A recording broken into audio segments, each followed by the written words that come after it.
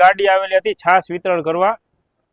પેલા ભવાનીનગર વિસ્તારમાં છાસ વિતરણ કરી, પછી કુબલિયાપરામાં ગયા હતા। એટલે ભવાનીનગરમાં જેટલા જણા છોકરાઓ જે છાસ પીધી ને અત્યારે અહીંયા ગુંદાવાડી હોસ્પિટલમાં દાખલ કર્યા। એક કેસ તો એવો છે ને કે સિરિયસ કેસ છે, અત્યારે એને આઈસીયુમાં દાખલ કર્યો છે। કેટલા બાળકો હશે? ઓછામાં ઓછા 10 ઉપર તો છે જ। અમારા ભવાનીનગર વિસ્તારના 10 ઉપર તો છે જ ને, બાકી જનાનામાં કેટલા ગયા ને એની કઈ ગણતરી નથી। તમારું કોણ સગા? મારો છોકરો છે, ખુદનો નાનો છોકરો। અહીંયા આ હોસ્પિટલમાં કેટલા દાખલ છે? આ ઓછામાં ઓછા 10-12 જણા તો આ હોસ્પિટલમાં છે।